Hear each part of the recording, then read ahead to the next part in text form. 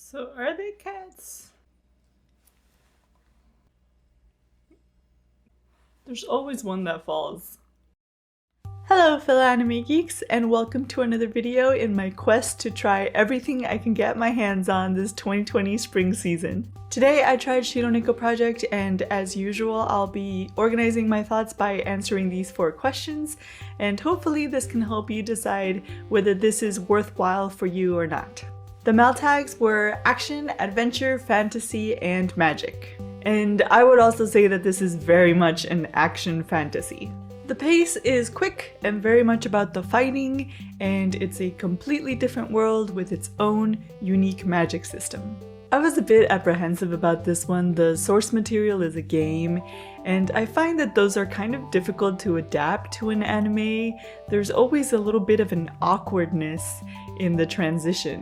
Whether there's less focus on an actual narrative, they try to cram too much world building in at once, or the exposition is strange and game-like.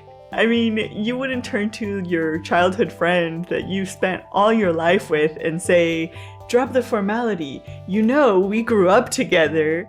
Thankfully, they got some really good voice actors on board, and they in turn did a really good job trying to understate their lines and give them a little bit more of a natural tone. Otherwise, this would have been impossible to watch. They set up quite a bit for us in terms of story in this first episode. Again, really setting up those backstories quick in order to get to the action. So it's clear that our protagonist is going to work with this queen from the land of light to restore balance to both their worlds and fall in love.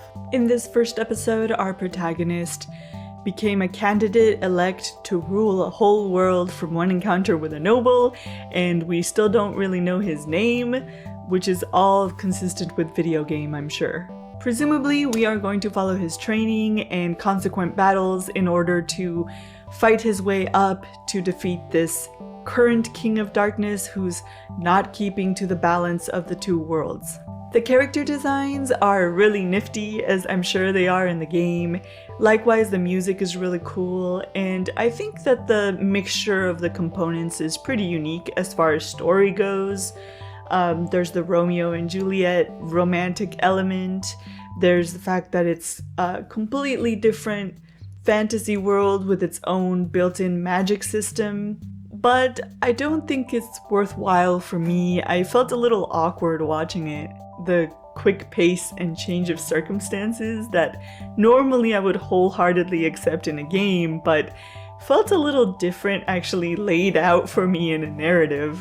I actually think that a game adaptation could work if maybe instead of choosing the main character from the game as our protagonist in the anime, we chose a completely different character from within this well-established world and gave them their own separate, complete storyline with details that we couldn't really see just playing the game ourselves.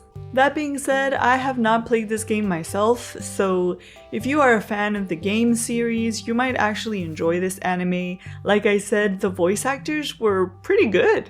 Or if you enjoy action and usually don't like the really drawn out narrative that accompanies some of them, then this might be the one for you. And on that note, I'll catch you in the next video.